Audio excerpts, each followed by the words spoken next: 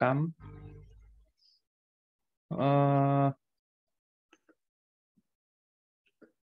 Bagi yang baru datang, selamat siang adik-adik. Assalamualaikum warahmatullahi wabarakatuh.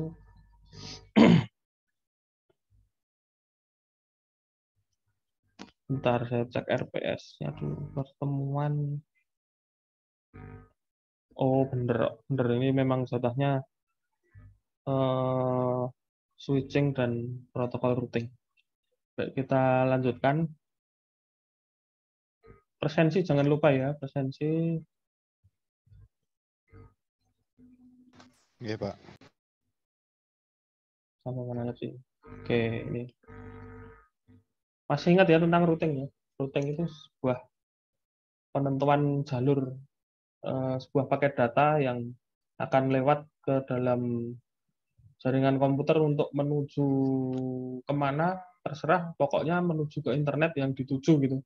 Mengakses sebuah alamat host yang dituju, kemudian yang menentukan siapa? Yang menentukan ya network administrator juga bisa, yang menentukan routernya itu sendiri juga bisa. Kalau ditentukan oleh network administrator, dia disebut routing statis. Kalau ditentukan oleh router itu sendiri disebut routing dinamis. Ini sebetulnya sudah pernah saya sampaikan di semester 2 ya. Cuma materinya kan memang strategi routing protokol yang tepat untuk sebuah jaringan komputer itu apa yang dipilih gitu, seperti itu. Jadi outline-nya kita rubah sedikit ini. Outline-nya akan kita rubah sedikit. Pertama saya akan mereview tentang putus.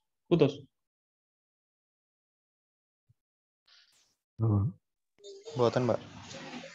Enggak ya. Kok anu tuh? Oke. Saya akan mereview tentang ini, static dan dynamic routing, perbandingannya bagaimana. Kemudian interior dan eksterior routing protokol. Kemudian di sini mainnya sudah pasti routing dinamis ini. Nggak mungkin orang mau ngurusi routing statis untuk skala interior routing protokol itu nggak mungkin. Mainnya sudah pasti routing dinamis. Kemudian berikutnya adalah algoritma routing dinamis yang sering digunakan, yaitu ada dua ya, ada DV atau distance vector, ada yang kedua ada link state. Kemudian dari DV dan link state ini bagaimana jalur tersebut ditentukan, itu namanya metric routing, cara menentukan jalurnya. Kemudian dari jalur tersebut jika ada kegagalan, misalnya kabelnya putus atau gateway-nya down gitu, nggak bisa ngeping dan seterusnya, itu akan terjadi update rute yang baru karena dia namanya kan dinamis ya.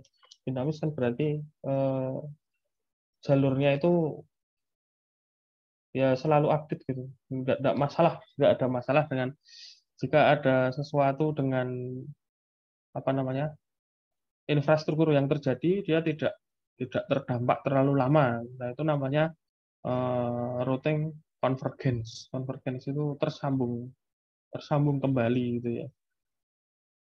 Nah, baik, kita mulai dari review dari static versus dynamic. Static perbedaannya ini kamu masih ingat ya, dua kata kuncinya ini ya. Kalau static itu dikonfigurasi sendiri oleh adminnya, dimasukkan sendiri ke routernya, routing tabelnya. Kemudian kalau dinamik itu dikonfigurasi secara otomatis oleh router. Jadi si administrator cukup mengaktifkan protokol routing yang dimaksud gitu. Hanya mengaktifkan.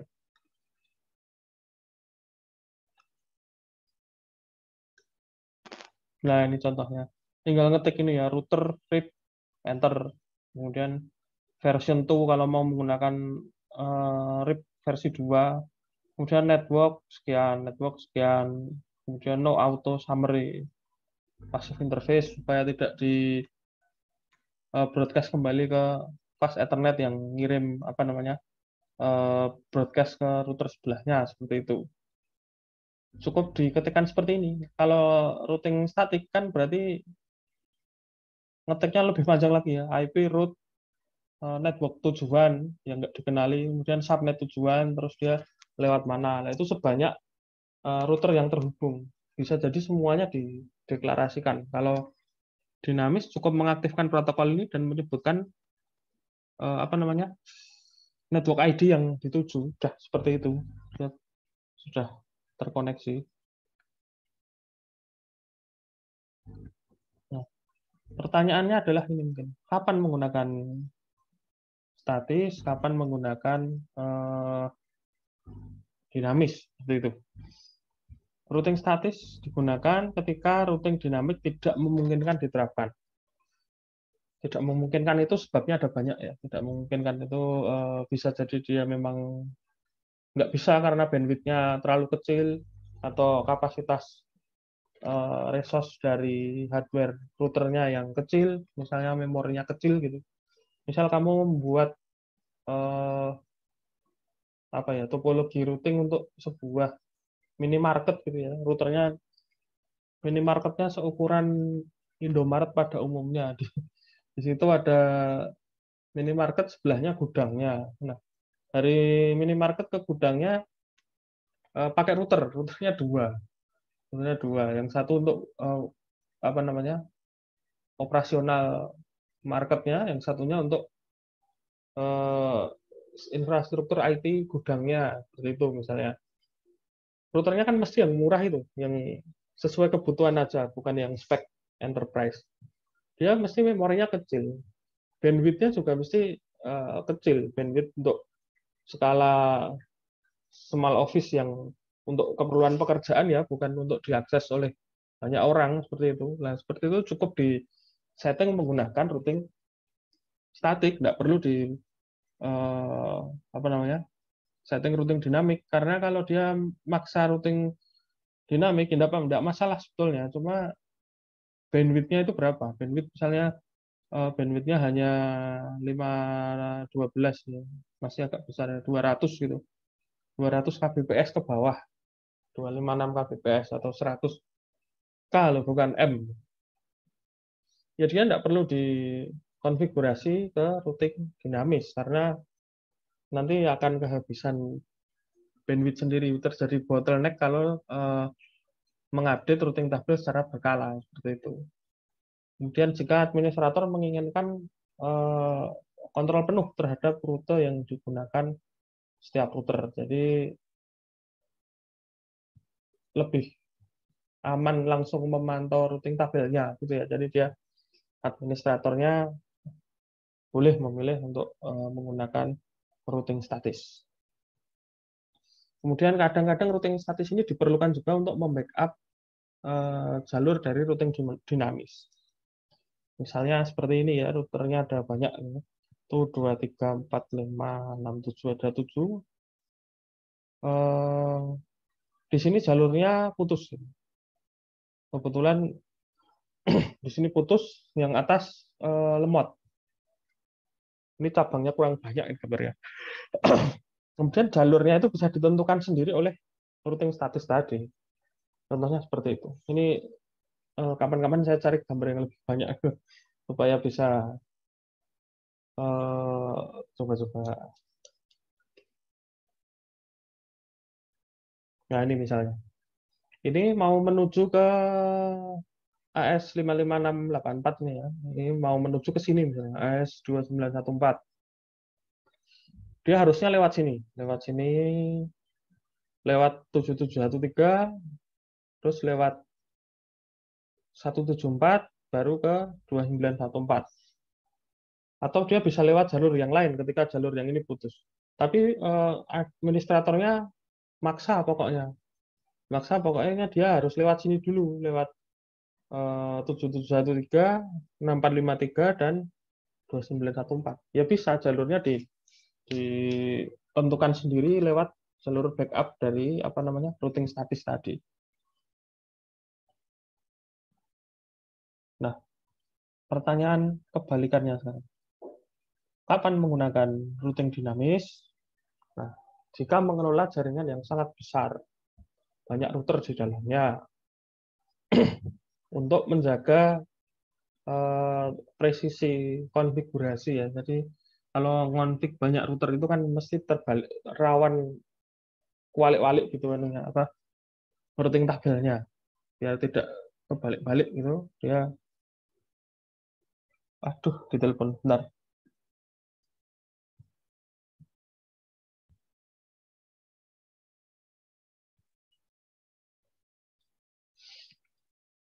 Sampai mana tadi? Biar tidak lali itu. Bentar ya ditelepon.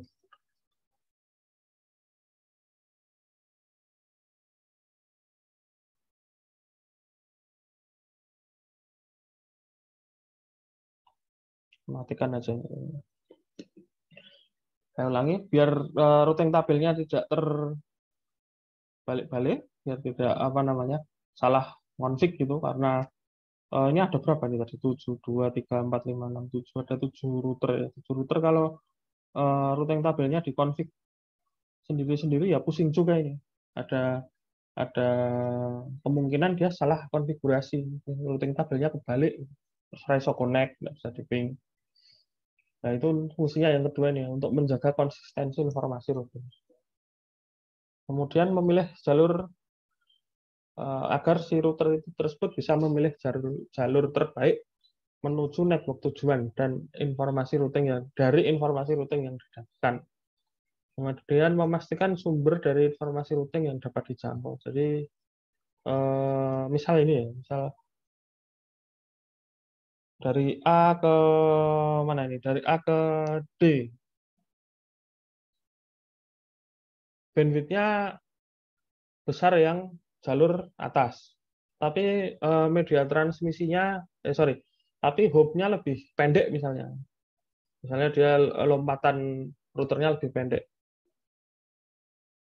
Si network administrator yang set ke routing statis ya, itu akan cenderung memilih jalur yang atas. Padahal bisa jadi jalur yang bandwidth-nya besar, yang pakai datanya lebih cepat sampai itu bisa jadi yang bawah malah, yang A, C, E daripada yang A, B, D, atau bahkan A, B, C muter lagi dari C baru ke D, itu bisa jadi seperti itu. Sehingga jika dibandingkan ini hasilnya, kelebihan dan kekurangannya, statik kelebihannya ini, kalau dinamik kelebihannya ini, konsistensi informasi routingnya tidak, pada waktu konfigurasi tidak rawan apa namanya kebalik-balik gitu. Kemudian dapat memilih jalur terbaik yang akan dilewati. Kemudian yang statik full kontrol terhadap informasi routing. Tapi minusnya ini, static routing minusnya kurang satu sebetulnya. Jika mengonfigurasi jaringan dalam skala luas itu relatif lebih sulit dibandingkan dengan dynamic routing. Kalau dynamic routing karena dia apa-apa otomasi, jadi dia memerlukan bandwidth yang cukup banyak untuk update informasi routing.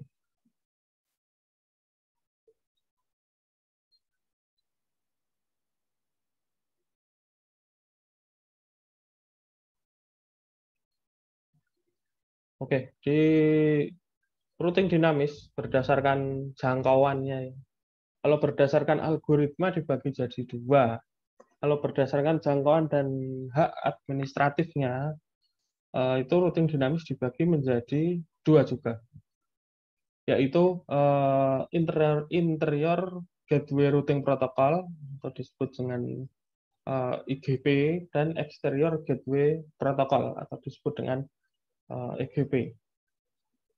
Nah, cara membagi menjadi IGP dan EGP ini pakai satu metode mutlak, yaitu kepemilikan sistem otonom atau autonomous system atau biasanya disingkat AS. Nah, kepemilikan AS ini dibagi menjadi seperti apa ya namanya, DNS itulah, seperti domain name, seperti nomor KTP, seperti nomor KTP hanya boleh satu. Yang boleh lebih dari satu apa? ID yang boleh lebih dari satu.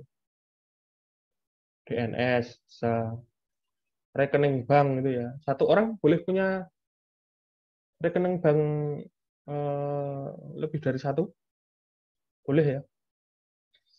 Boleh, Pak.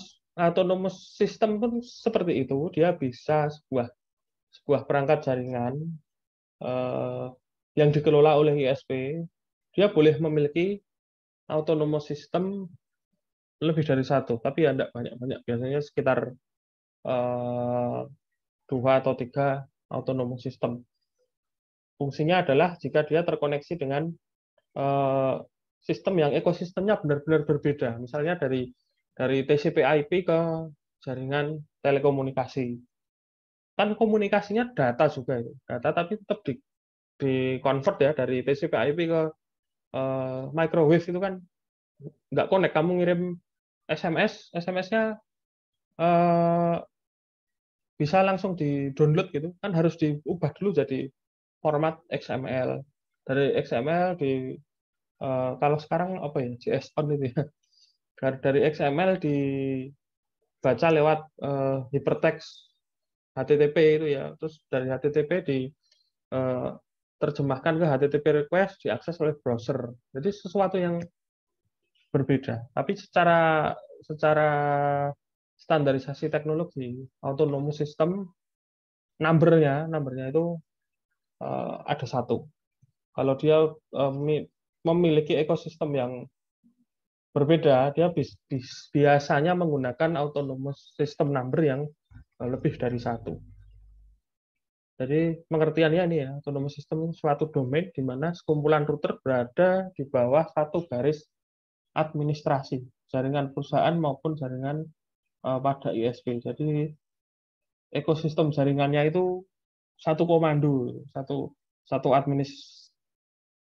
hak administratif sak negara gitu. Presidennya satu, presidennya si core router itu, router utama. AS number-nya berapa itu pasti akan ketahuan. Nah, AS number ini daftar AS number se-Indonesia ya, bisa diakses di ipinfo.io/country/id atau bisa dicari di sini. Nah, ini. BGP alamatnya nih, bgp.he.net. Ini tadi saya ngakses jam berapa tadi? Oh, ini waktu sana ini.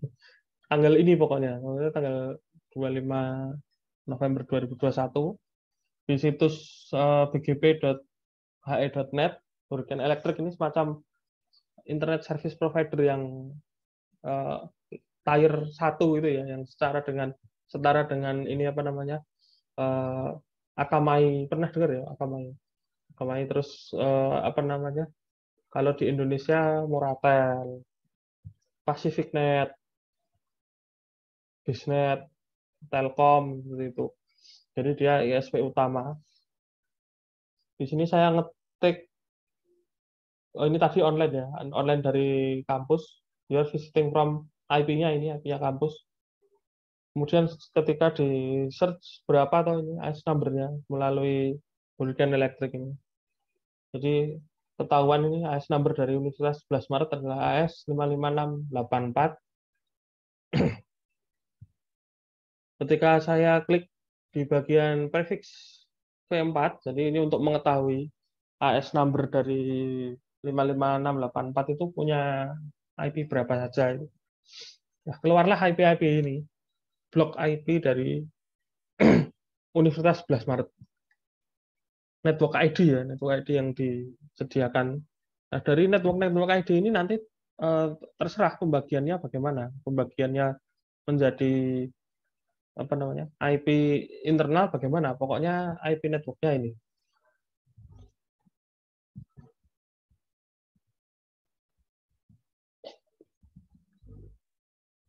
Jadi selain dicari di sini di Hurricane Electric ini bisa dicari di ipinfo.io country/id. Komplit sekali nanti akan keluar AS number. Terus fungsinya apa tuh AS number ini? AS number ini nanti digunakan sebagai salah satu script untuk konfigurasi. Konfigurasi apa namanya? Misal dua buah router ini. Saya loncat ini, tidak masalah. Nah, misalnya ini router 0 ini di Solo, router 1 di Jakarta. Ini miliknya apa namanya? Telkom Solo, yang ini terkoneksi ke apa ya? Selain Telkom itu apa? Pertamina, Pertamina Jakarta. AS number-nya digunakan di sini. Router spasi BGP spasi AS number 100 gitu. Kemudian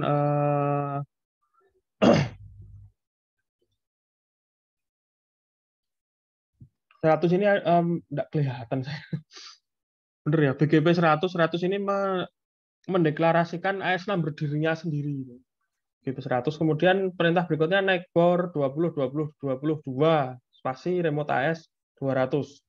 Nah, 20 ini berarti kan miliknya si router tetangganya tadi. Kebetulan dia memiliki identitas autonomous number 200, dia harus disebutkan dengan ini. Karena ini studi kasus, menyebutkannya terserah ya, itu rentang 1 sampai 65535. 65.535 gitu ya. Jadi yang boleh digunakan sebagai AS number. Bagaimana jika tidak punya AS number?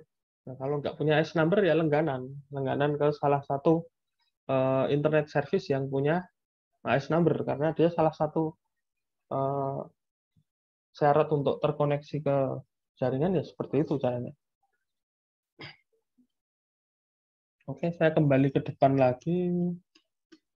Sampai mana itu? Nah, 55684 ini, dia ini bertetangga dengan 7713. 7713 itu Telkom, miliknya Telkom. Kemudian si Telkom tadi bertetangga dengan ini, 174, 1299, dan seterusnya. Dan ini reputable ISP di dunia. Ada Akamai, ada Dell, ada Cisco System, dan lain-lain. Sampai di sini ada pertanyaan dulu mungkin.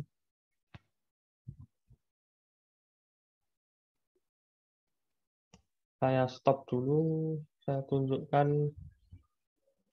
Pak, izin bertanya, Pak. Ya, Berarti kalau kita langganan ISP itu kayak beli kuota atau langganan IndiHome itu ya, Pak ya. Itu berarti kita hanya dipinjami IP publik sama ISP, Pak? nih, Atau bagaimana? bukti Bang. Nah, caranya ada di sini. Cara mendapat alokasi IP address publik dan AS number. Jadi tergantung yang kita pinjam, Mas. Yang kita pinjam itu tergantung. Misalnya saya pinjam dari IndiHome ya. Dari IndiHome ya, IndiHome itu ISP tier berapa? Dia mungkin tier 2, tier 3. Level lah gampangannya. Yang klaster ketiga, yang urusannya dengan end user gitu loh. Nah, yang berhak mendapatkan AS number itu biasanya adalah badan usaha. Badan usaha, layanan publik, layanan pendidikan, layanan medis, layanan apa lagi ya? Transportasi, bandara itu biasanya. Bandara, pelabuhan, terus energi, pertambangan ya, terus pangkalan-pangkalan militer itu biasanya dia mendapatkan alokasi. Oh ya, BUMN juga. Makanya Telkom kan bisa jualan, kok Telkom. PLN kan sekarang bisa jualan Icon Plus ya, bisa jualan apa jenenge FTTH itu, fiber to the home, terus jalurnya dia dinebengkan ke tiang listrik gitu. Menangan itu di luar Jawa. Di luar Jawa tiang telepon masih sedikit, dia membidiknya yang di situ. Wah, saya bisa fiber saya bisa saya lewatkan sini, saya punya AS number, bisa connect ke BGP piring tadi, yang dari luar negeri ya, tak tunjukkan. Kelihatan ya, Hurricane Electric Kelihatan, Pak. PLN, coba. Pelayanan listrik nasional. Loh, lah kok PLN sing nasional nggak ada? Mencurigakan nih. Sekolah Tinggi Teknik PLN. Oh iya, masuk akal ini. Tulisannya Batam tuh tadi. Root propagation-nya disembunyikan. Oke, ganti. UNS. Nggak ada. Universitas 11 Maret. Ya memang apa ya jenenge ya? Kamu masih ingat WUIS itu ya? Information gathering untuk instansi-instansi badan usaha seperti itu memang disembunyikan karena nanti kalau misalnya nggak boleh jualan gitu ya, terus diaudit konangan, oh ternyata ikon ini jalurnya dari sini. Kalau UNS sebenarnya bisa jualan, tapi karena kamu tahu sendiri ya, BNPB kan yang ngono kae mosok jualan. Nah ini, ketika kamu langganan, kalau kamu badan badan layanan publik lah ya, badan BLU, badan layanan umum, apapun, mesti kamu diarahkan langganannya ke sini, ke apa namanya provider yang menyediakan AS number. AS number ini biasanya dia eh, dikasih coupling gitu. Jadi bukan seperti IndiHome FTTH gitu ya, yang dikasih kuota aja atau dikasih perangkat, dikasih jalur, dikasih kuota, wes gonen. Mau dijual lagi ya karepmu, kamu mecah sendiri koneksinya. Kalau yang badan layanan umum, dia akan diberikan yang namanya AS number. Nah, AS number ini prefix. Nah, ini prefix. Dia akan diberikan sederetan blok IP ya, blok IP yang bisa digunakan. Misalnya ini digunakan untuk network yang ke sana, ke apa namanya, autonomous system A, yang bawahnya ke autonomous system B, yang bawahnya lagi ke autonomous system C, sisanya digunakan untuk kampus-kampus internal gitu. Misalnya satu di Pabelan, satu di Medion, satu di Kentingan, satu di Wonogiri, misalnya seperti itu. Nah, kemudian baginya bagaimana terserah seperti itu.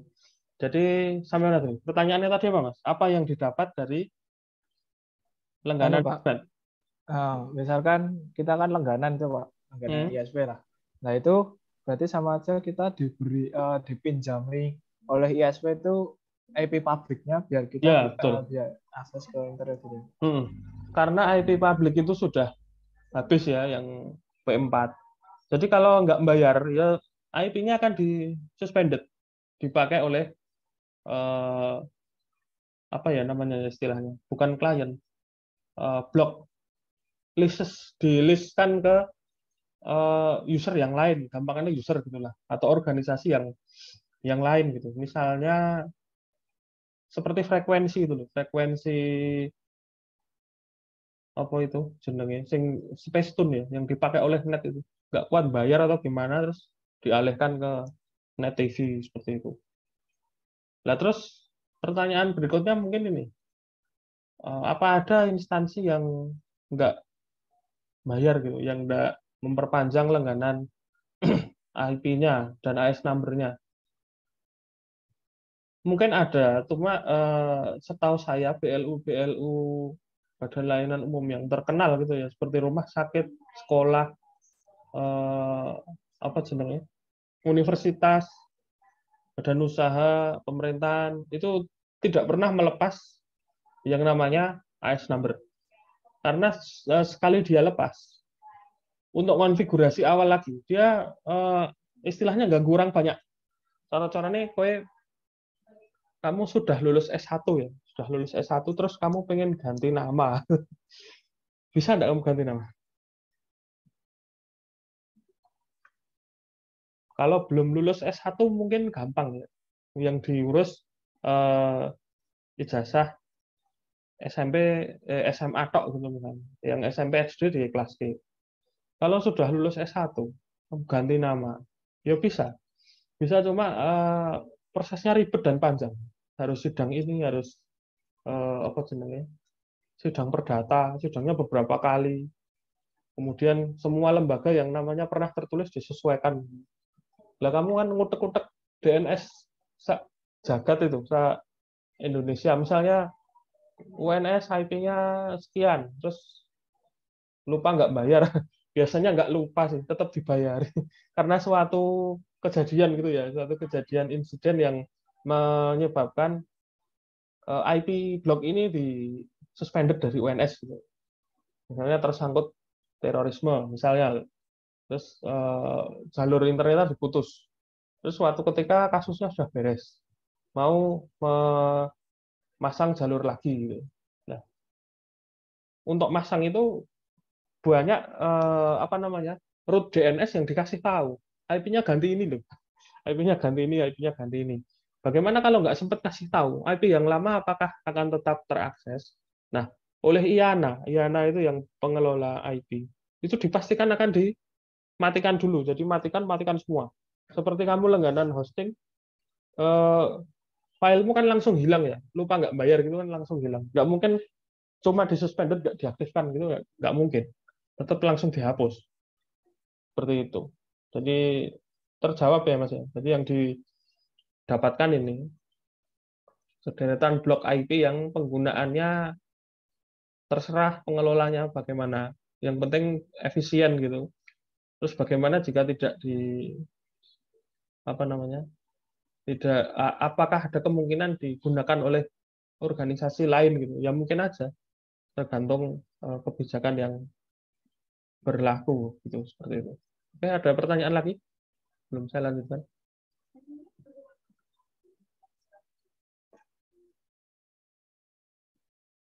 Kalau tidak ada, ini tadi saya mau ngapain tuh? Oh, peer. Tetangganya. Tetangganya UNSO, alah jebule langganannya cuma 2 ISP. Yang satunya dari PT Telekomunikasi Indonesia dengan alamat ini AS7713, yang satunya IDREN, Indonesia Research and Education Network.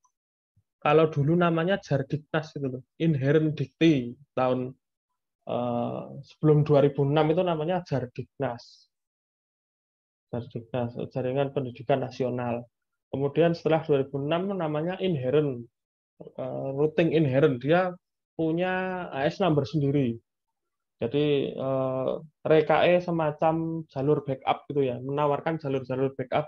Kamu buka ini aja, buka websitenya ini ada ini, IDREN, Indonesia Research and Education Network. Cuma sayangnya nggak terkelola dengan baik. Dia menyediakan apa saja gitu di situ. Teknologi internet, dataset AI juga ada di situ. Tapi mungkin nggak dikelola dengan baik, akhirnya yang jalan internetnya aja. Jadi langganannya 2 ini, terus coba kita buka. 7713 ini peer-nya siapa aja? Telkom mestinya banyak ya ini.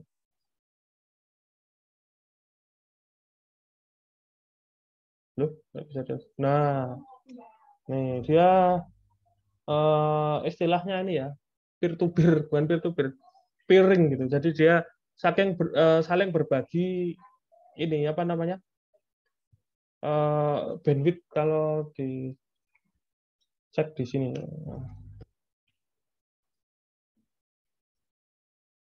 Kelihatan gambarnya? Kelihatan, Mbak. Lah ini loh orang-orang ini loh. Orang-orang yang terkoneksi dengan Telkom tadi, itu orang-orang ini. Saya tidak tahu manajemennya bagaimana, tapi mungkin ini semacam konsorsium gitu ya, jadi biaya ditanggung bersama gitu. Konsorsium pengelola internet dunia itu biaya ini, biaya apa namanya, jalur pembagian bandwidth. Hasilnya itu kan main frekuensi, terus orang-orang bisa saling akses karena frekuensinya sama. Kemudian bandwidth itu yang mengatur kecepatan frekuensinya. Nah, yang disokong bersama-sama itu adalah jalurnya, jalur apa itu namanya? Ini kabel bawah lautnya itu yang sokong bersama-sama seperti itu. Nah, kemudian mulai jualannya di sini, mulai jualannya di saya back. Lah dia yang jualan. Di Telkom tadi mana? Nah, ini si AS7713 alias PT Telekomunikasi Indonesia ini yang mulai berjualan ke klien-klien yang ada di bawahnya. Kalau lihat dari grafnya ini UNS-nya ini Telkom. Telkom dia piring dengan ini orang-orang ini yang tadi yang saya tunjukkan tadi. Siapa aja tadi? Nah ini Telia Company, Telekom, GTT Communication, Mbak dengar semua ini. Ini istilahnya apa ya? Kartel. Bukan kartel apa nih? Ya pengelola internet yang dipercaya oleh IANA itu, organisasi yang mengelola itu. Atasnya lah ini ada yang terkenal itu yang saya kenal, Mora Telematika Indonesia. Ini ngurusi kabel Jakarta, Batam, Thailand, Hong Kong, Korea, Cina, Korea. Yang dulu sempat kena tsunami itu. Mora Telindo. Kemudian Jalan Lintas Media ini juga miliknya itu. Oh, lainnya ada benderanya. Yang lainnya belum pernah dengar karena memang Verizon ini ya sering jadi sponsor sepak bola itu. Verizon, Telekom, nah, dan lain-lain seperti itu. Cara kerja internet seperti itu. Nah, terus yang mengatur mereka itu siapa? Nah, kamu boleh disebut elit global ya, elit global atau ITU, International Telecommunication Union. Kamu pernah dengar itu ya? Itu badan di bawah PBB. Tadinya tidak di bawah PBB karena dia konsorsium telekomunikasi global, jadi dia direkrut. Seperti yang ngurusi sepak bola siapa? FIFA. Yang ngurusi kurs duit seluruh dunia IMF kan, IMF sama World Bank. Yang ngurusi internet ada juga IANA di bawah ITU. Konsorsiumnya IANA punya anggota itu tadi yang ada di bawahnya apa namanya, ada di piringnya Telkom tadi. Terus salah satu peer grupnya Telkom Indonesia, letaknya di Indonesia, jualan seperti itu. Mekanismenya seperti itu. Ada bayangan ya?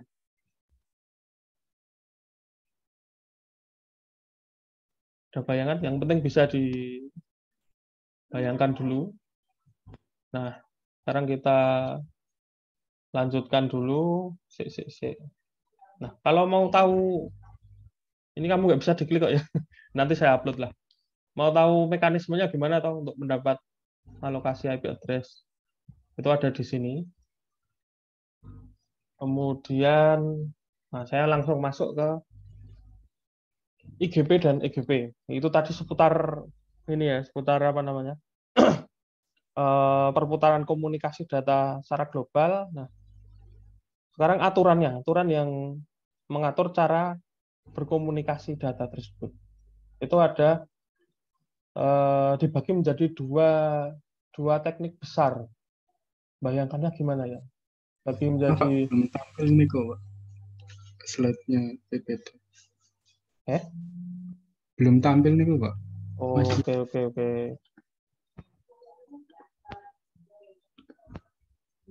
Udah?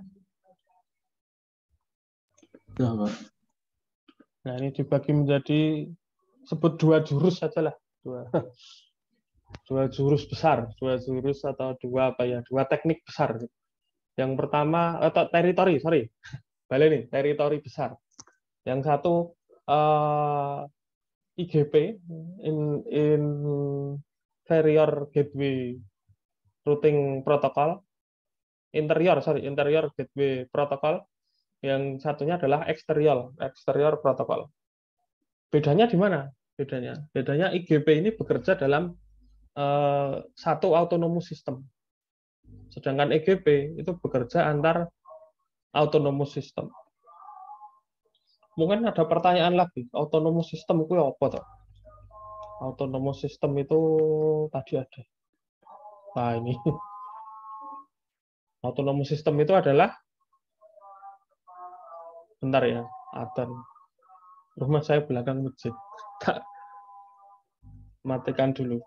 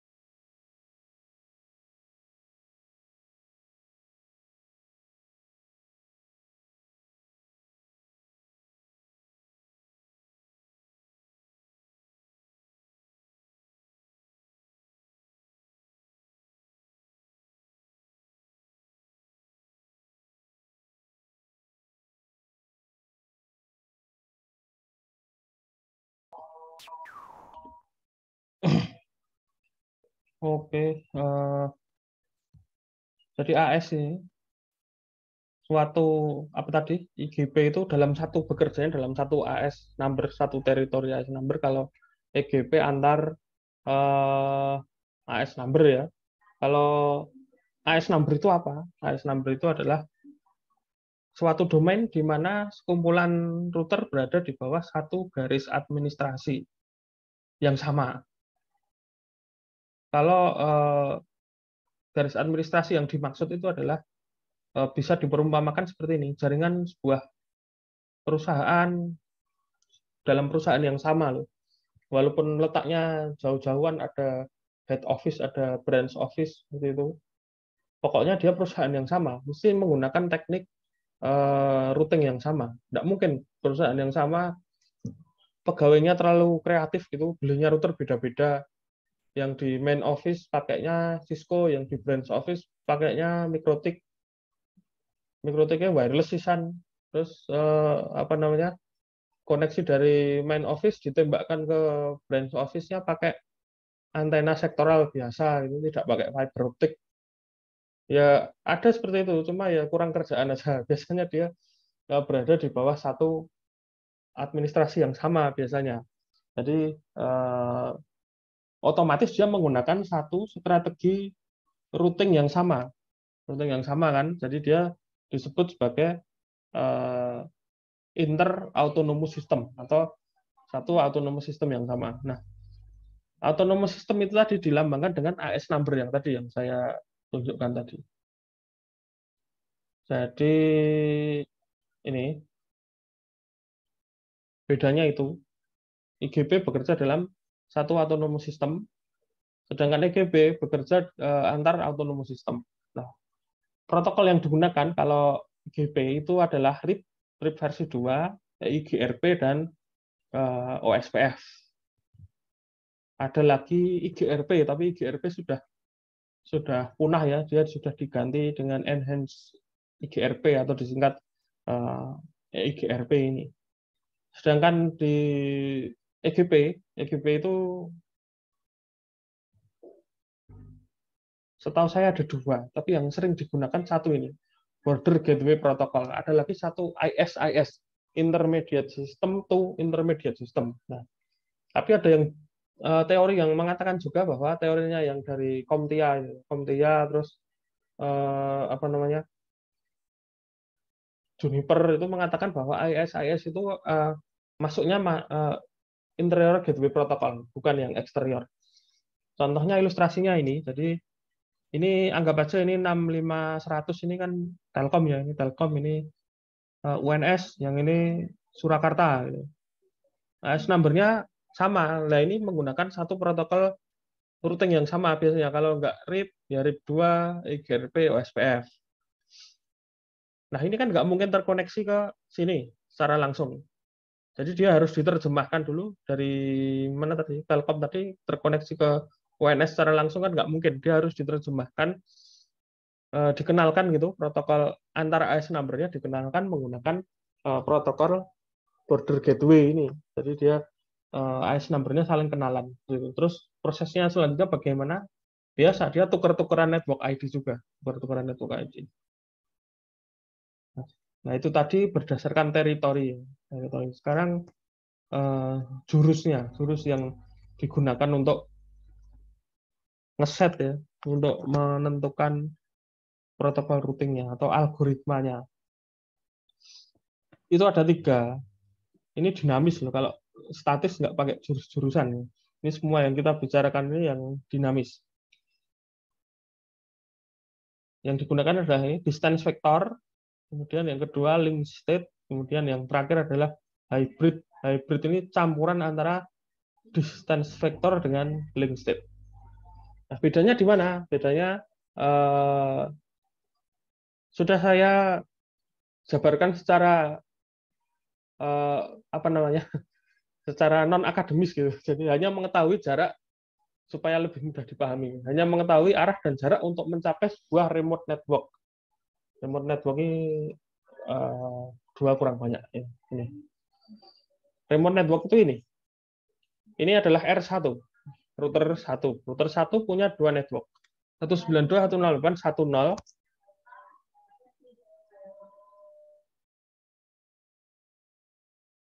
192.168.1.0 dan 10.10.10.0. Ini kan networknya ini miliknya dia sendiri ya, direct connected. Nah, remote network itu yang ini, jaringan yang konvergen dalam sebuah ekosistem jaringan komputer, cuma dia tidak dikenali, tidak terhubung langsung dengan R1 ini. Ini 172.16.1.0 ini adalah remote network dari R1. Gampangannya seperti itu. Jadi dia hanya mengetahui arah dan jarak untuk mencapai sebuah remote network. Algoritma ini karena pokoknya dia begitu mengetahui, oh di sana ada network tetangga, ya udah saya ke sana.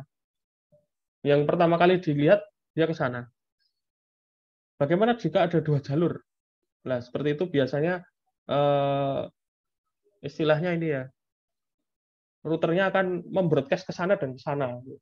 Jadi distance vector ini cenderung kadang-kadang akan bingung di akhir-akhir gitu. Tapi cepat di awal. Algoritma ini karena dia hanya melihat jarak terdekat tadi. Dia tidak peduli dengan topologi jaringan. Tidak menganalisis jaringan di sekitarnya. Saya mau ke sana pokoknya lewat sini. Udah nggak tahu jalur yang lain.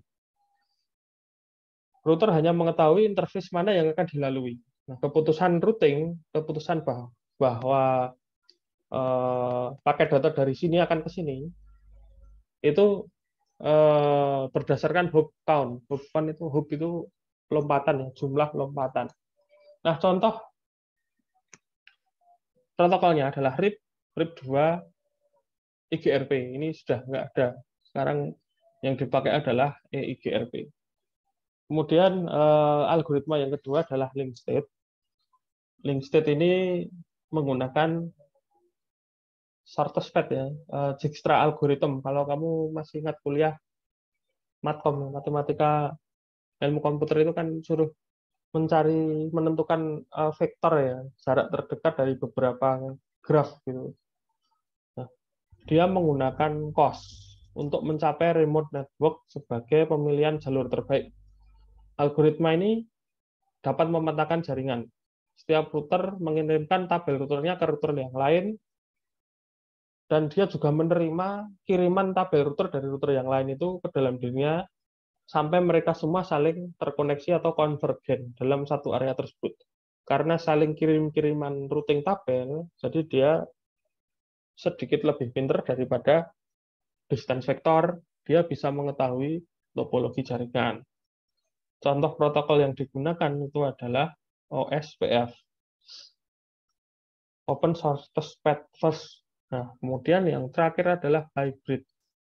Hybrid ini dapat menggunakan algoritma hook maupun algoritma shortest path tergantung si administratornya mengaktifkan yang mana. Contohnya adalah Enhanced IGRP atau disingkat EIGRP. Nah, ini yang distance vector. Apa nih mau? Konvergen ya istilahnya. Nah, R1 dan R2 ini akan saling konvergen ketika sudah terjadi route advertisement. Istilahnya advertisement. Advertisement itu apa bahasa Indonesia? Diiklankan gitu ya. Ketika apa yang diiklankan? Yang diiklankan adalah network ID. Jadi R1 ini kan punya dua network ID ya. Dua network ID ini akan di broadcast gitu di advertise ke tetangganya yang connect. Nah, R1 sorry. R2 juga mengirim balik ke R1 network ID-nya. Nah, prosesnya seperti ini. 10.10.10.0.192.810 dikirim ke sini dari router 1 ini kan. Dan R2 juga ngirim ke sini. Kemudian tabel routing finalnya ini didapat seperti ini. Caranya menentukan tabel routing final adalah ini. Ini semua didaftar 10.10.10.0 192.810 10.10.10 192.108.20. Nah,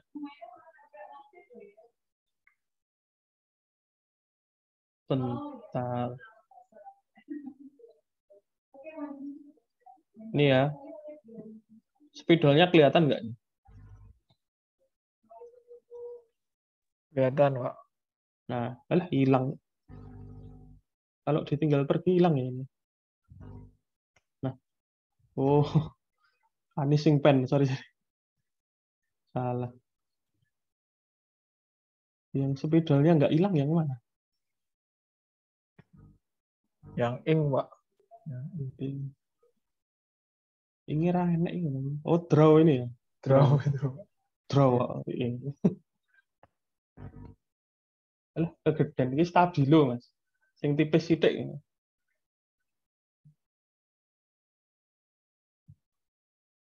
Nah, ini ya. Ini adalah routing tabel hasil kirim-kiriman. Nah, dari routing tabel ini ada yang kembar nggak? Dari sini tok. Ada. Nah, ini sama ini kan kembar. Dia dihapus. Ya dihapus akhirnya tabel routing finalnya yang ini. Ini juga seperti itu.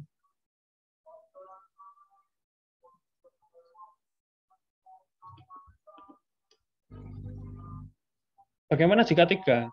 Jika 3 ya tinggal dikirimkan aja, dikirimkan, tuker-tukeran.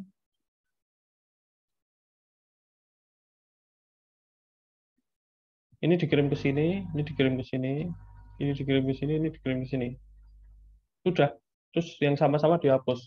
Nah, terus ketika pakai data yang dari sini sudah menuju ke sini, mau tetap menuju ke sana, dia tetap tahu ada alamat 192.1820 karena 192.1820 juga terdaftar di sini dan seterusnya seperti itu.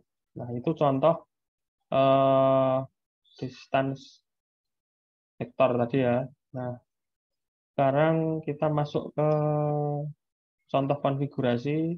Nah, ini kan tinggal deklarasikan aja ya. Ini kan ada 3 router. Yang ini network ID-nya berapa? Kalau ini kan ketahuan nih, 10.10, 100.100.0/30. Ini 100.100.104/30. Nah, sekarang yang ini. Pertanyaannya dari gambar ini ada berapa network ID? Ada berapa?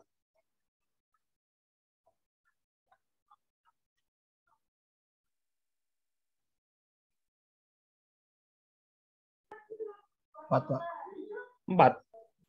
1, 2, Bentar, itu 100, 100, 100, 0 itu sama 100, 100, 104 itu beda tuh, Pak. beda ini. Soalnya kalau, Terus dipisah router. oh, ya berarti 1, ada 5, Pak. 2. Patokannya host karo host gitu ya. 3. Switch nggak dihitung. Wong di sini nggak ada switch.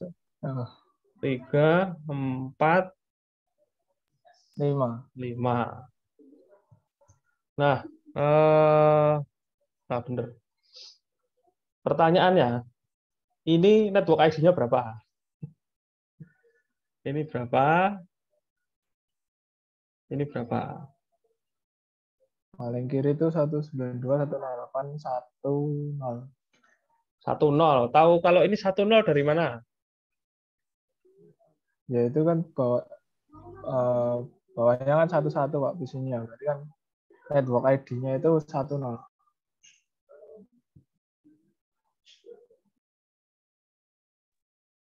Berarti ini 10 ya, tak tulis gini.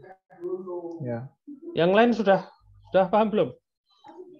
Ada yang belum paham, tanya aja loh. Ini mumpung semester terakhir, besok sudah tidak ada teori. Terus yang ini berapa? Yang 2.0. Yang ini 2 titik. Angka leram gambar titik 0. Yang ini Draw, Pak. 3.0. 3.0 ya. 3.0. Nah, ya udah, berarti sudah ketemu semua ya. Yang ini 192.168.10, 100, 0, 104, 20, 30. Nah, untuk membuat distance vector dengan protokol RIP itu diketikkan, diaktifkan ini perintahnya router RIP. Kemudian ini boleh diketik, boleh enggak ini. Kalau enggak, pakai yang version 1 default. Ketika dia sudah 15 lompatan, kamu jajar-jajar ini bus sepanjang 15 gitu ya. Itu ditambahi 1 gitu. Lompatan yang ke-16 sudah enggak dikenali. Dia dikenalinya sampai ke 15 saja. Kalau version 2 masih bisa. Seperti itu. Kemudian selanjutnya tinggal disebutkan satu persatu networknya. Network. Kenapa dia cuma 2? Karena si R1 ini punyanya ya hanya 2. Dia hanya punya 2 network ID, ini dan ini. Kemudian no auto summary. Sebetulnya ini nggak perlu juga ini. Nggak perlu karena semuanya kelas C ya. Kecuali kalau ada kamu pakai IP yang aneh-aneh tapi kelasnya kelas C gitu. Misalnya 10 10 10 0 0. Boleh enggak pakai IP itu? Boleh, Pak, tapi bukan kelas C harus. Bukan, tapi kan bukan kelas C, tapi kalau di set kelas C kan bisa. Nah, kalau nggak di no auto summary, dia subnetnya akan kacau. Balik ke kelas kelas A atau B, 10 10 0 0. Kelas A ya. Kalau simulasi bisa, tapi kalau dikoneksikan ke jaringan beneran, ora connect. Karena 10 10 0 0 itu sudah ada yang punya pasti. Di luaran sana sudah ada yang punya. Seperti itu. Nah, kemudian passive interface pas Ethernet 01 ini juga nggak ditulis, nggak apa-apa ini. Ini sebetulnya lebih berfungsi ke EIGRP supaya kalau broadcast-nya itu tidak dikembalikan ke interface yang broadcast tadi. Ngapain dikirim balik, kan saya sudah kenal IP dari network ini misalnya. Network ini di broadcast ke sana nggak usah dikirim balik ke sini. Wong dia sudah kenal. Jadi di passive interface FA10 nggak ditulis pun nggak masalah. Exit paling rodok lemot gitu ya. Tapi nggak kerasa juga kalau jaringannya sekelas 512 kbps itu dia nggak terlalu berpengaruh. Kemudian router sebelahnya juga begitu. Router sebelahnya lagi juga begitu. Nah, mungkin ada pertanyaan ini, kenapa kok yang ini lebih banyak? Kenapa kok yang ini ada 3, yang ini cuma 2? Ya, yang router 2 kan advertise router 1 sama router 3, Pak. Ya, dia ada di tengah-tengah ya. Dia punya punya jaringan sendiri. Sebetulnya saya gambar gini. Di sini ada PC lagi gitu. Ya router 3 jadi punya 3 juga. Cuma lain. gambarnya kan seperti ini ya. Jadi ya yang di tengah memang lebih banyak. Oke, Rip paham ya, Rip. Pak. Yang ikut network administrator muda besok keluar ini, Rip. Rip terus habis Rip sebelahnya Rip. Nah, sekarang link state. Pokoknya DV cara kerjanya seperti itu tadi, distance vector. Nah, sekarang lawannya distance vector adalah link state. Link state ini seperti yang saya bilang tadi, dia menggunakan Dijkstra algorithm, shortest path first, terus namanya diadaptasi jadi open OSPF itu ya, open shortest path first, protokol open source itu yang bisa dimodif, kamu bisa membuat protokol routing sendiri, ditulis pakai bahasa C, diupload ke router yang bisa dioprek firmware-nya seperti OpenWRT gitu. Misalnya gawe protokol routing ASPF gitu, alam shortest path gitu ya bisa-bisa aja. Tapi enak saya nganggo ora masalah itu. Kalau nggak ada yang pakai ya yang connect dirimu sendiri. Seperti itu. Nah, dia itu tidak seperti distance vector.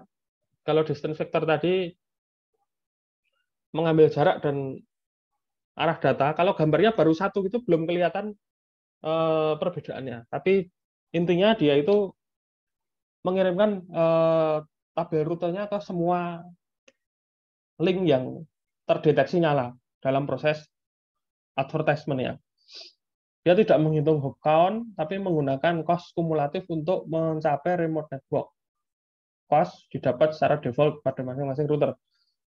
10 untuk mikrotik. Kalau router selain mikrotik ini bisa di-set macam-macam sebetulnya. Ya bisa 1, bisa 10, bisa 100, senengnya yang ngeset selama tidak bertentangan dengan ukuran bandwidth yang dilewati gitu ya. Nah, kalau router yang lain itu lebih bahasa Jawane rada toto. Toto dia cari aman menggunakan ini apa namanya rumus kira 100 juta ya. 10 pangkat 8 ya.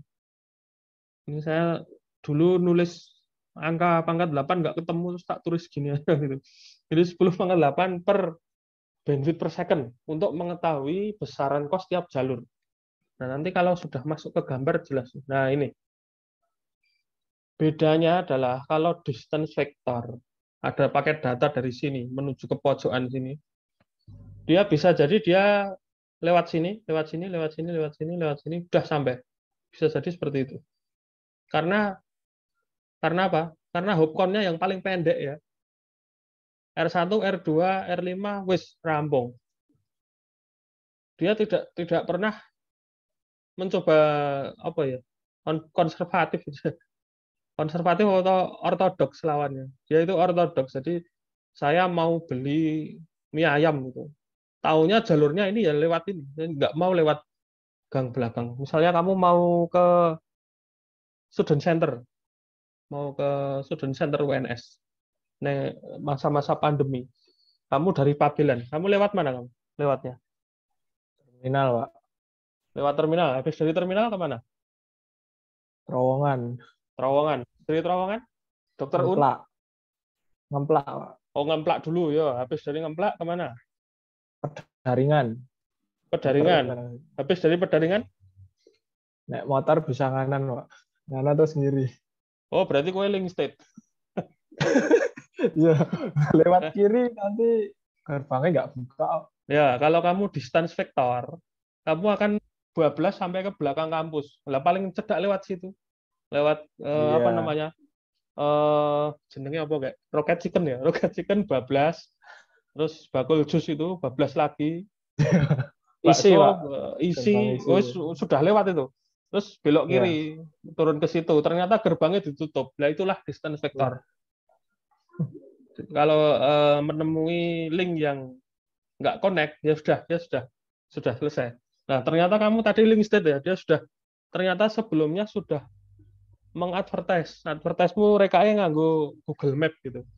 Oh, jalannya diblokir, jalan di Panjaitan. Berarti saya lewat sana. Nggak bisa lewat DI Panjaitan, lewat apa itu namanya? Hotel Asia. Sutami. Lewat Hotel Oh, Asia, iya. bablas, lewat Muardi, bunderan belok kanan sampai depan kampus, sampai belakang. Nah, itu link state seperti itu. Jadi dia tidak lewat R2, R5, tapi lewat R1, R6. Saya gambarnya error. Bentar.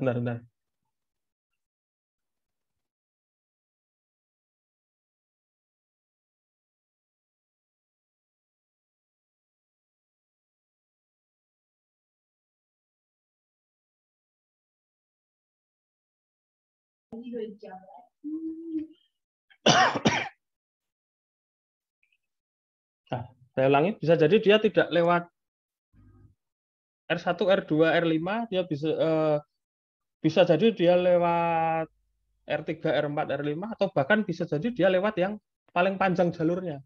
Tapi ternyata kalau dihitung cost-nya ini yang paling rendah. Jadi cost ini kebalikannya bandwidth ya. Cost kecil berarti bandwidth-nya gede kalau link state. Tahunya dari mana? Misalnya ini 10 pangkat 8 tadi berapa? 100 juta ya. 100 juta bagi, males ngitung-hitungan. Bandwidth terbesar yang kamu ketahui berapa?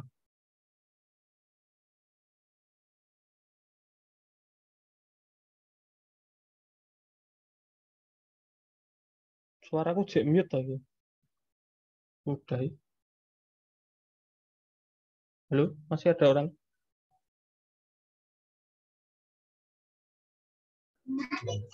Iya, Pak. Nah, ini misalnya 10 pangkat 8 bagi 10.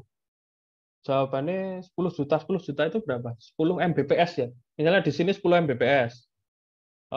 Di sini 100 juta bagi 2. Ini 50 Mbps. Berarti ini kan tak orek-orek lagi. Berarti ini kan kalau secara bandwidth ini kan 10. Yang ini berapa? 10 bagi 100 bagi ini 50. Dalam satuan Mbps ya. Kalau lewat atas dia 100 juta bagi 5. Ini cuma 20. Ini 20, yang ini 5, Pak. Ini 5. Ini bandwidth-nya ini, dalam satuan bandwidth. Berarti dia pilih lewat mana? Ya lewat yang kene. tengah, Pak. Ya lewat kene, cedok Ya. banter. Nah, itulah link state yang diwakili oleh OSPF dan EIGRP. Ini studi kasusnya, ini bisa kamu pelajari sendiri ya. Ini saya sudah pernah menyampaikan, ini hanya review materi aja. Ini saya di phishing ini. Pendaftaran anggota baru Bank Mandiri. Hati-hati, sedang banyak WA penipuan, disuruh Ya, Pak. disuruh ngirim OTP, PIN sama apa jenenge, nomor HP. Nomor HP. Lah dia bisa WA saya kan, berarti tahu nomor HP. Ngapain minta nomor HP lagi?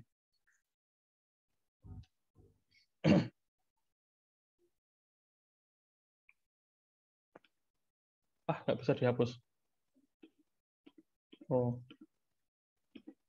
Bagaimana dengan R2? Nah, R2 ini skip aja ya. Ini minus pernah ini. Refresh materi aja ini. Nah, ini database. Nah, ini loh yang saya maksud, saling mengirimkan apa tadi? Tabel routing ke routing yang lain. Misalnya R1, tabel routingnya ini ada 1, 2, 3, 4. Ini dikirim ke sini, dikirim juga ke sini, dikirim juga ke sini, ke sini, ke sini. R2 juga seperti itu. Kirim, sambil menghitung pas dari hitung-hitungan bandwidth tadi, sehingga terbentuk topologi jaringan. Topologi maksudnya bukan si router ini tahu gambar topologinya, bukan ya, tapi dia sadar bahwa dia itu tidak terkoneksi hanya dengan R2 saja. R1 tidak.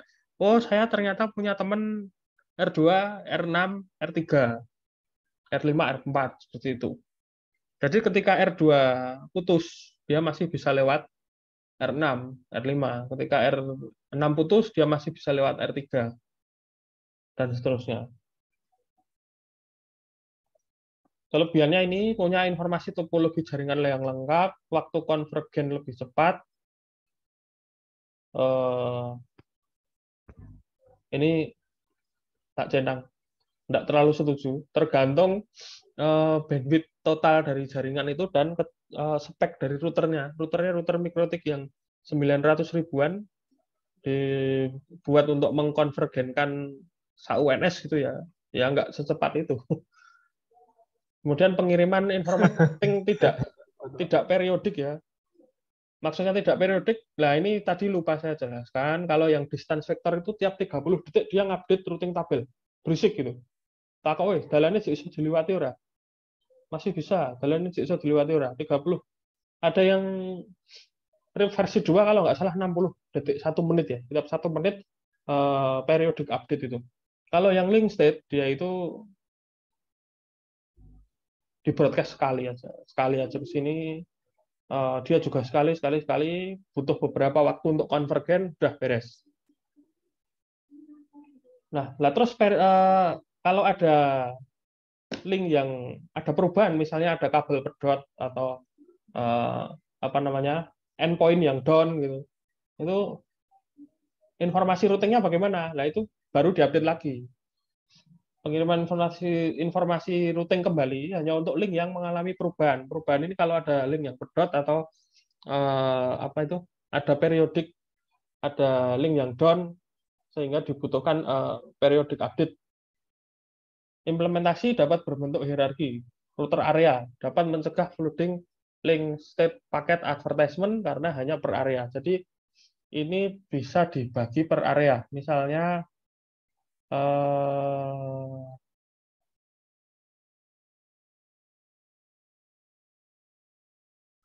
ini adalah area 0. Yang ini area 1. Yang ini area 2. Jadi link state-nya hanya bisa muter-muter di sini. Sebaiknya sih memang area 0 semua. Namanya juga mencari jalur terbaik ya. Misalnya ini ada paket data. Kalau dibagi per area, dia hanya tahu wilayah-wilayah yang ditentukan aja. Oh, ini saya mau ke sini, saya bisa lewat sini. Misalnya gitu, saya bisa lewat sini atau saya bisa lewat sini. Ini kalau dari gambar ini nggak bisa ya, kira naik kabel ya. Seperti itu. Jadi salah satu keunggulan yang sewaktu-waktu jadi kelemahan itu adalah pembagian per area. Jika administratornya tidak mengetahui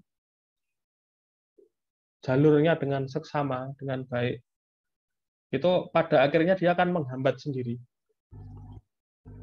Tapi dia bisa mencegah flooding LSP. Jadi misalnya ada area 1 tadi diprioritaskan karena dia bandwidth-nya paling kecil gitu, nggak boleh terlalu berisik broadcast-nya.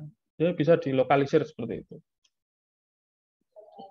Nah, ini kelemahannya, dia butuh resource yang lebih besar. Udah mau selesai. Udah sampai kelemahan. Dia membutuhkan resource yang lebih.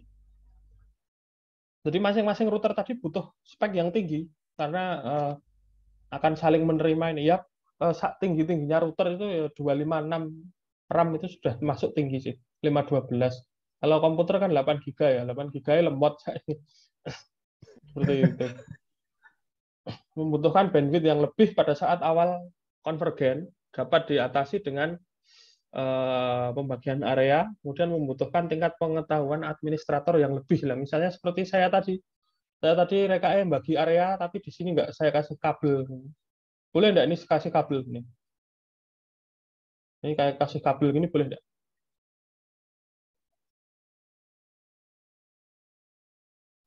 Jadi ini multi protokol label switching ya, MPLS. Boleh-boleh aja. Nek colokannya jek turah. Kalau portnya masih Sisa boleh dikasih kabel seperti ini. Untuk membagi berdasarkan redistribute area. Jadi kalau saya luput tadi ya, ini lupa nggak ngasih kabel. Tapi rekae tak gawe area seperti ini. Sorry. Tadi 3 ya. 3 tadi, yang ini juga. Ini area 0 misalnya. Area dimulai dari angka 0. Ini lupa nggak tak kasih kabel. Ya wes ini bisa kalau mau ke sini hanya bisa lewat sini. Podo aja. Harusnya ini kasih kabel. Seperti itu. Nah, itu salah satu kelemahan link state. Kalau administratornya tetap lali tadi ya, lupa membuat topologi yang bentuknya apa namanya, mesh ya. Mesh itu penerapannya ada banyak. Kalau jaringan wireless ada WMN, wireless mesh network. IoT itu ada protokol proaktif sama reaktif routing. Yang mau skripsi IoT, saya sedang ngoprek itu pakai IoT simulator. Menarik itu protokolnya, kalau dihitung menarik. Kalau yang jaringan kabel biasanya MPLS, multi protokol label switching. Itu jaringan paling ruwet yang kamu boleh googling lah. Topologi MPLS gitu. Kabelnya lah ruwet. Kabelnya itu saling terkoneksi tadi, seperti tadi. Itu ya, kelemahannya link state itu. Contoh konfigurasinya sekarang. Konfigurasinya ini ada 3 router, ada 5 network ID. 6. Ya benar 6. 1, 2, 3, 4, 5, 6. Ada 6. Ada 6 network ID. Nah, ceritanya udah dikonfig ya, udah dikonfig. Kalau RIP routing, RIP itu ini tinggal disebut aja, tinggal router RIP network ini dan ini. Yang ini juga seperti itu. Network ini dan ini. Kemudian yang ini juga seperti itu. Network ini dan ini. Ini yang RIP. Kalau OSPF enggak seperti itu. OSPF perintahnya itu yang ada di bawah. Router OSPF 1. 1 ini apa tuh? 1 ini adalah proses ID. Mau kamu isi 1 boleh, 10 boleh, 100 boleh, 2 boleh. Biasanya diperingatkan kalau gagal. 2 itu ternyata sudah digunakan untuk proses ID redistribute area misalnya. Jadi disarankan 1 atau 100, biasanya seperti itu. Kemudian proses selanjutnya tinggal disebutkan satu-satu, tapi ada tapinya. Ada tapinya ini. Network 192.168.1.0. Tapi di sini ada 0. Ada ini ya, 000.255. Nah, ini apa? Ini sebetulnya. Ini adalah namanya wildcard mask. Namanya adalah ini. Wildcard mask. Caranya adalah, cara mendapatkan ini adalah subnet.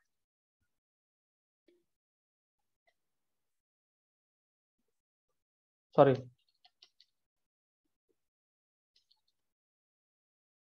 Broadcast dikurangi subnet. Yaitu berapa? Rekson nulis rumus tadi. 255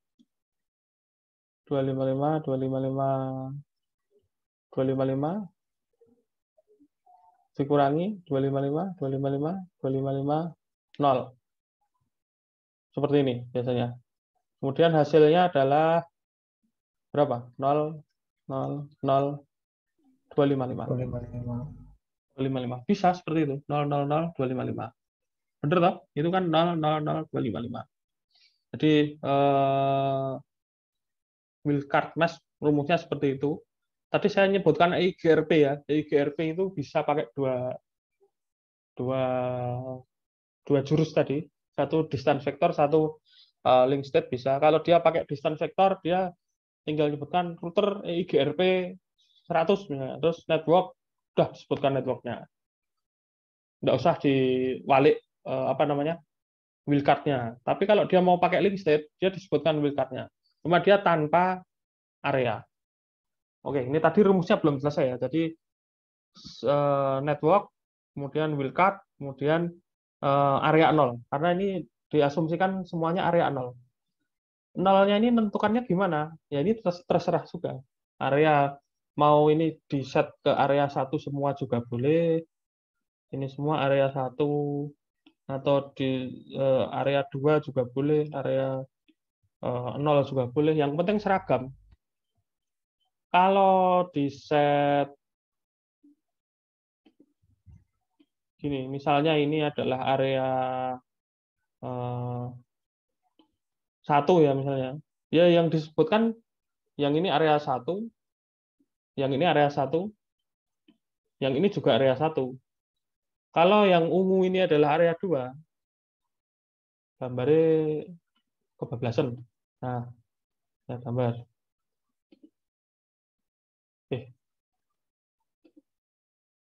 Nah, misalnya begini. Ini adalah area 2. Berarti yang ini area 2, yang ini area 2. Disebutkan 2 kali, enggak masalah. Seperti itu. Kebetulan karena ini semuanya area 0, berarti ini nyebutkannya area 0 semua. Seperti itu ya, paham ya? Nah, mungkin bawahnya ada yang tanya ini, kenapa kok ini 0003? Ya, kita coba cek subnetnya. 100, 100, 100, 0 itu subnetnya 130. 130 itu berapa?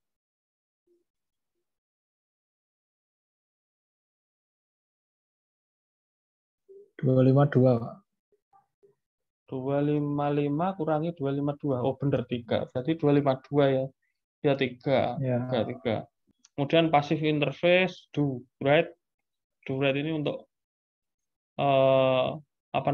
override konfigurasi ya. Tidak ditulis ya tidak apa-apa ini. Kemudian oke, udah seperti itu. Ini yang OSPF. Boleh dicoba sambil dicoba, penasaran dicoba gitu. Nggak penasaran ya nggak apa-apa. Hapus dulu. Masih ada enggak tahu?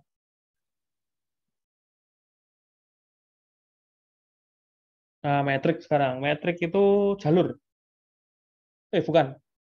Apa mau jenenge? Cost tadi apa? Nilai ya. Nilai yang digunakan protokol untuk mengukur jalur terdekat menuju network tujuan. Kalau RIP dan IGRP sudah dianggap ditinggal aja ini. RIP menggunakan hub, tadi sudah bisa bayangkan ya, dia daripada muter pilih sing cedak gitu. Kalau IGRP menggunakan bandwidth dan delay. Kalau OSPF menggunakan totalan antara 10 pangkat 8 per bandwidth. Kalau IGRP menggunakan bandwidth dan delay, jadi dia cari bandwidthnya yang paling besar yang mana, yang delay-nya paling kecil. Nah, ini OSPF menggunakan akumulasi bandwidth tadi per 10,8 per bandwidth untuk menentukan cost. Kemudian, nah ini bagian terakhir. Ketika semua jalur sudah terhubung gitu, sudah advertisement-nya sudah selesai, akan tiba pada kondisi yang disebut sebagai convergence, routing convergence. Semua jalur sudah terhubung.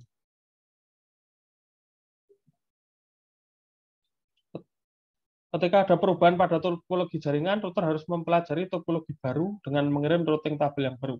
Proses terjadi secara kolaboratif dan independen. Maksudnya adalah kolaboratif itu dia tuker-tukeran lagi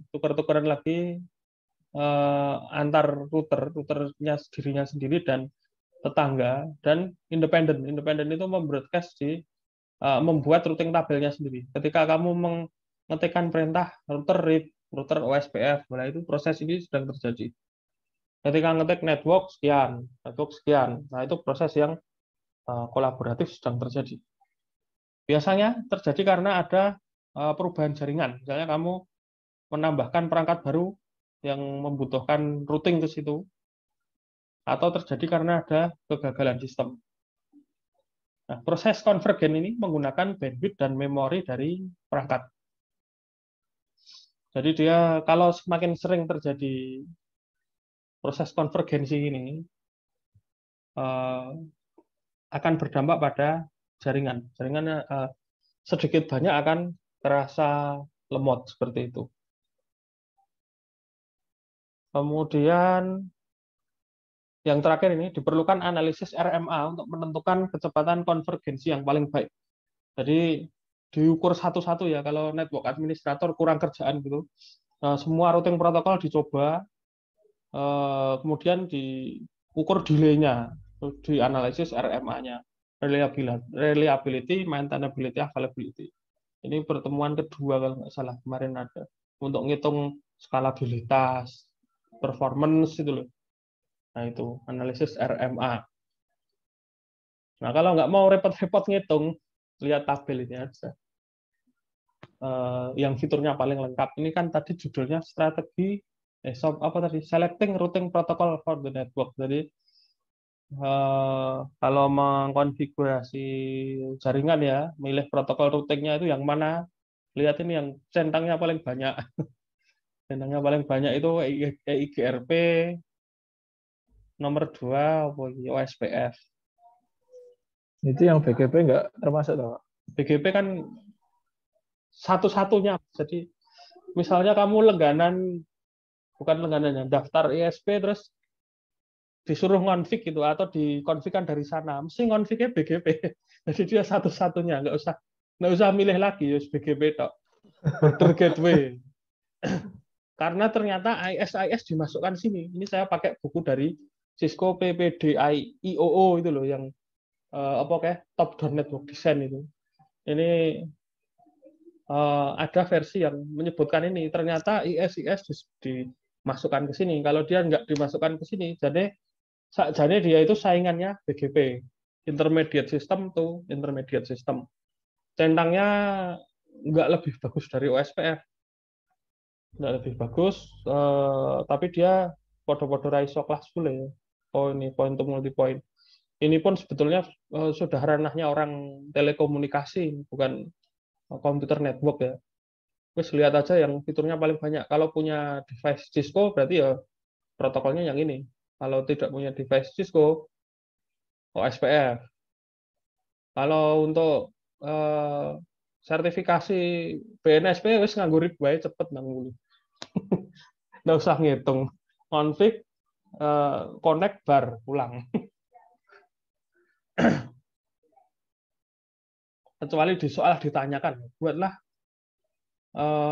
routing dalam satu autonomous system menggunakan OSPF. Mumet ngitung cost-nya satu-satu. Kalau enggak pakai RIP aja kalau enggak ditentukan. Nah, ini yang terakhir adalah BGP, Border Gateway Protocol. Sama saja rumusnya sama aja, gambarnya saya diperbesar ya. Gini. Nah, gini aja.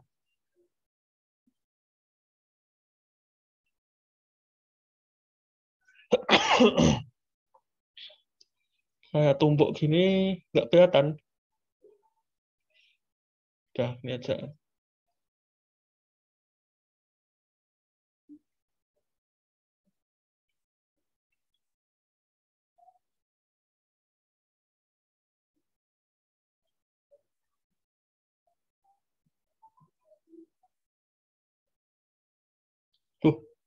Udah maksimal.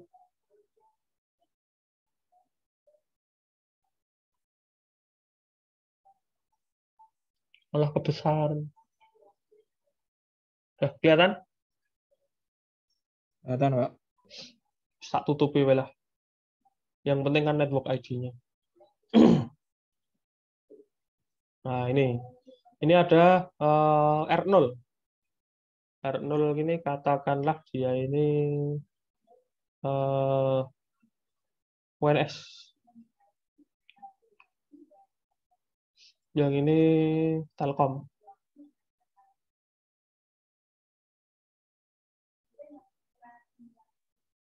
Kayak nama saham ya, TLKM, UNS. UNS belum punya saham ya. Katanya PTNBH. Mbok menawa buka saham itu tukunen.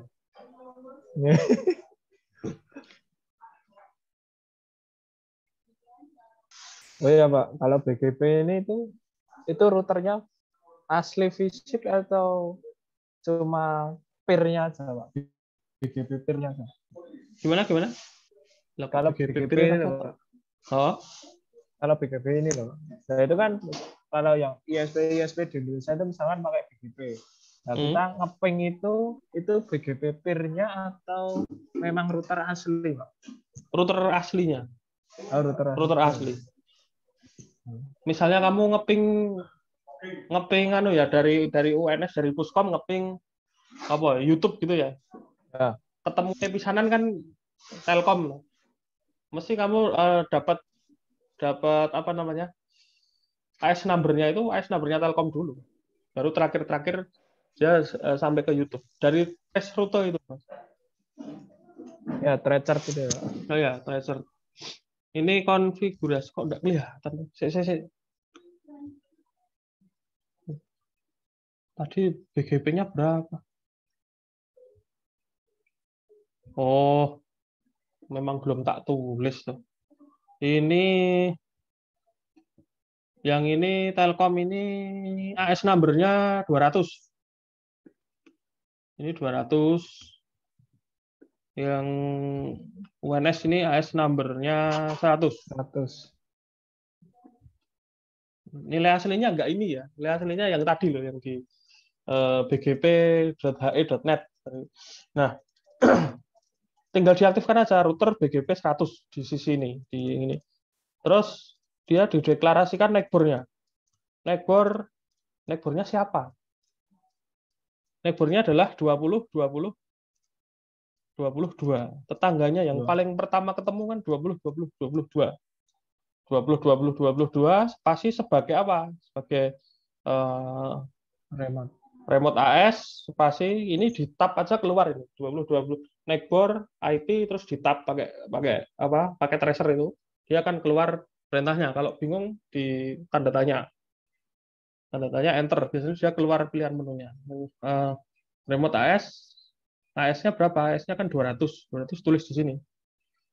Karena ini sudah kenalan dengan tetangganya. Nah, dia mengenalkan dirinya sendiri.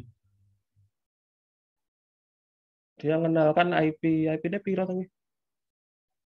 192. Oh iya ini ya, 192.168.11.2. Berarti dia punya 192.168.10 dikenalkan ke tetangganya. Ini loh, saya punya keluarga saya namanya 192.168.10. Netmasknya juga dikenalkan. Netmasknya ini perumpamaannya apa nih? Yes, pokoknya itulah. Last name, Pak. Last name, ya boleh lah.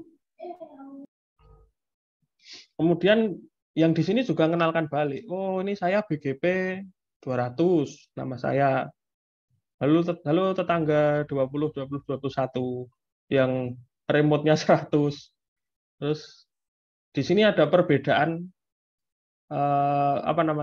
output ya. Di sini ketik rampung, kalau di sini ada proses convergence ini ya. BGP adjacent change, disingkat ADJ change ini. Adjacent change 21 tadi ngetuk ke sini, ya wis buka ke. Terus network saya kenalkan ini keluarga saya namanya 172.16.10.0 255.255.255.0. dikenalkan ke sana. Udah seperti itu. Prosesnya seperti itu.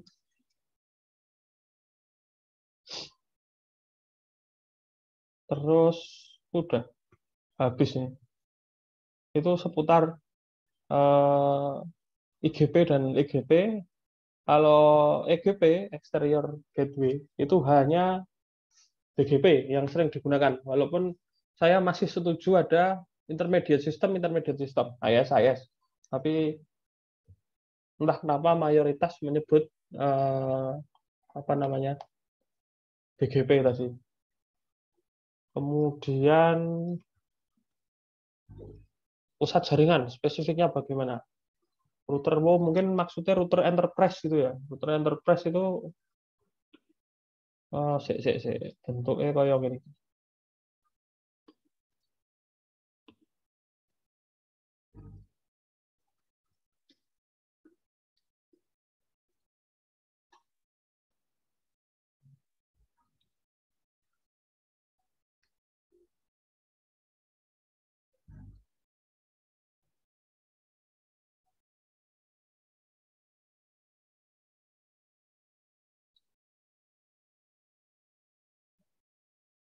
Nah, bentuknya yang ini.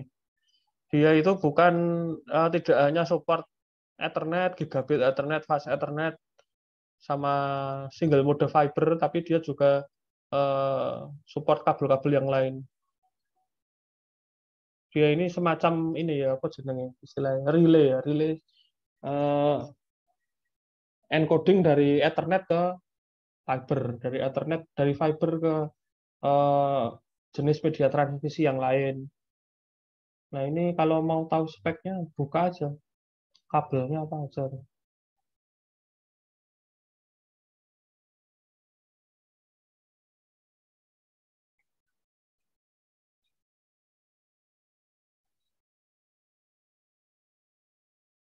Nggak ada. Mau suruh ngeklik lagi.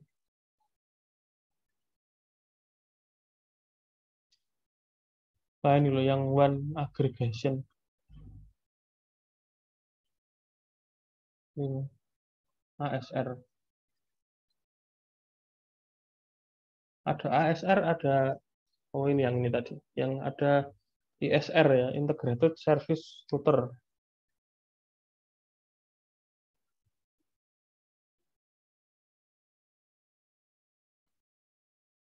Nah, kalau yang ISR itu dia itu mungkin merasa disaingi mikrotik gitu ya. Satu router fiturnya lengkap gitu, ada DHCP, ada firewall dan lain-lain. Dia juga membuat semacam router yang servisnya terintegrasi, nggak usah beli paket-paketan lagi. Ada firewall-nya, ada WAN, ada fitur ADSL seperti ini.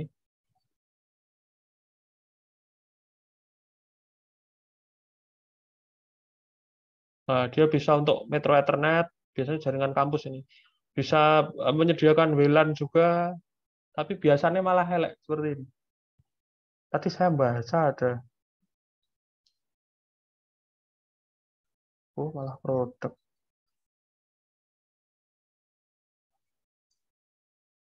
Mana tadi? Dibaca dari sini aja.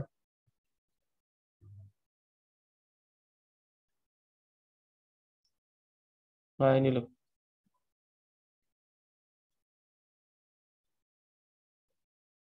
Ada integrated security, ada berarti dia ada firewall-nya.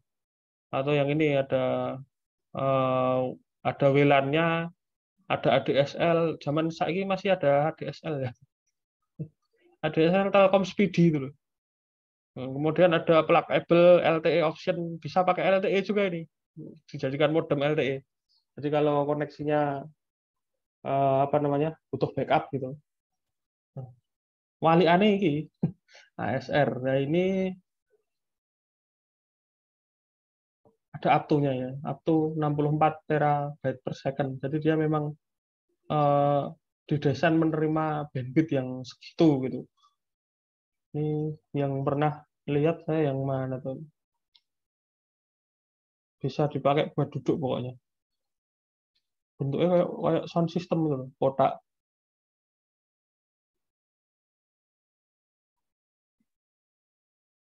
Nah ini kamu bisa baca-baca fiturnya di sini. Wah, apa namanya, power supply-nya juga macam-macam. Ini semua pertanyaannya mungkin apakah semua support IGRP dan BGP? Jawabannya iya, semua support. Bedanya adalah di sini fitur eh, kompatibilitas media transmisinya tadi. Misalnya ada yang hanya support ke fast Ethernet atau gigabit Ethernet. Ada yang ada support fast Ethernet, gigabit Ethernet, fiber optik, ada yang plus wireless seperti mikrotik seperti itu. Kalau mikrotik ke harga menengah ke bawah kabeh fast Ethernet ya. Nggak ada ininya apa namanya? Fiber channelnya nggak ada. Seperti itu. Oke, tugas. Ini tadi kan sudah saya contohkan lewat apa namanya? Screenshot ini lewat paket tracer. Nah, kalau mau nyoba, kamu nyoba pakai mikrotik. Konfigurasi RIP-nya bagaimana, USPF-nya bagaimana, BGP-nya gimana. Tapi paling enggak kamu butuh 3 ini, butuh 2 atau 3 router yang di konfig sedemikian rupa semuanya nyala seperti itu.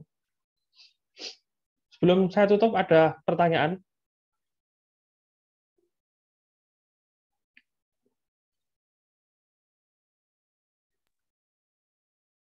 Belum, Pak. Tadinya mau double ya, desain IP address sama penamaan host itu mau saya lanjutkan, tapi kok wis sore molor ternyata. Ya udah sih. Minggu depan kayaknya kita double ini. Karena kan ngejar pertemuan ya. Bisa di double.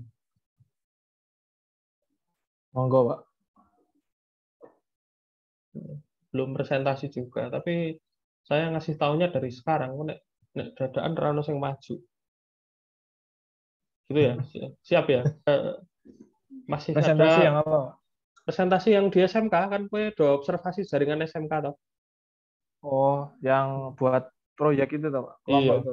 Iya, nanti saya cocokkan sama langkah-langkah NDLC, langkahnya podo pora atau Oh ya. kreatif ditambahi sendiri gitu. Atau Tanya, Pak. ada yang ngomong bahwa subnet itu IP gitu. Mungkin ada loh itu. Tanya, Kalau Pak. kakak, ya Itu NDLC itu cuma ada satu tuh. NDLC Jenisnya. itu pakem NDLC. Kalau yang ikut industri PPDIOO, Cisco. Kamu pakai yang manapun boleh, tapi kalau gue penelitian biasanya pakainya NDLC. Kalau untuk proyek PPDIOO, kalau cari di Scopus gitu, cari metode PPDIOO itu agak jarang. Biasanya yang dibahas yang Network Development Life Cycle. Mau pakai PPDIOO juga boleh. Cuma langkahnya kan lebih panjang aja. Gitu. Oke, gitu aja. Jadi majunya per SMK ya. Per SMK ini kelompok tuh berarti, bukan individu, tenang aja. Kalau tidak ada pertanyaan saya tutup dulu. Ini nanti ini mau direkam atau? Sudah, Pak. Sudah ya. Nanti saya upload, banyak yang tidak datang ya. Masih pada PLP kayaknya. Oh, Yang SMK 2 Solo udah penarikan hari ini, Pak. penarikan. SMK 3 juga udah katanya. Oke, saya tutup dulu. Insya Allah minggu depan double ya, presentasi dan materi. Minggu depannya lagi juga. Terus kita masih kurang 6 kita ini. Kurang 6. Zero, ya sempet lah. Kuliahmu kan tinggal dikit tuh. Nggih, Pak. Ya, enggak apa-apa lah. Itu ya, saya tutup dulu. Selamat sore. Wassalamualaikum warahmatullahi wabarakatuh. Waalaikumsalam warahmatullahi wabarakatuh. Terima kasih Pak Adam.